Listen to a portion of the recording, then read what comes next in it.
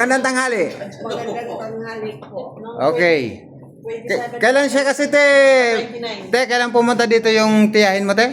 Nung 29. Nung August? July 29. Ay, July 29. July 29, August ngayon. Ano yung lakad niya nung unang punta niya dito? Kaya mo pang gayahin? Ano po? Parang paika-ika ng ganon. Di ba, hinahawakan mo lang siya? Po. Pag mga tatlong hakbang o dalawa. Talagang wala siyang, wala siyang balancer. Ika-ika kung maglakad. Ngayon, ako na magpapaliwanag. Ang sakit ni nanay, over fatigue, asthma, nerves, panghihina ng pangangatawan, dala yun ng dati siyang nag-aararo sa Dumaguete. Siyempre, pumunta na siya sa Maynila. Ang trabaho niya naman ay tagagawa ng alak. Ewan ko kung saan yun sa Maynila. Teacher po. Secretary po sa... Basta sekretary siya kung saan man siya ngayon nagtatrabaho. Pero ngayon, si nanay daw pagkapunta niya rito, before pagkatapos niyang gamutin sa adjustment alignment lahat. Pero walang kulam si nanay. Alam niyo pa yung yung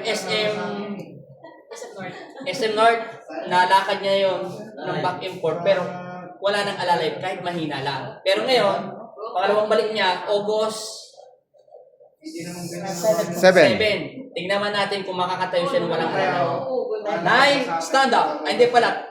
Salitang Dumaguete. Tindog. Tindog. At Indo. Yeah. Tindog nga ni. Tapos kataas ng tindog. Lakaw. Lakaw.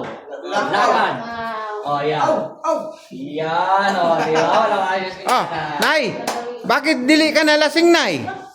Dili ka na lasing? Yeah. Paano maglakad si Richard? Si Richard, alam ni nanay kasi siya muna nag-adjust yan eh. Paano maglakad, Nay?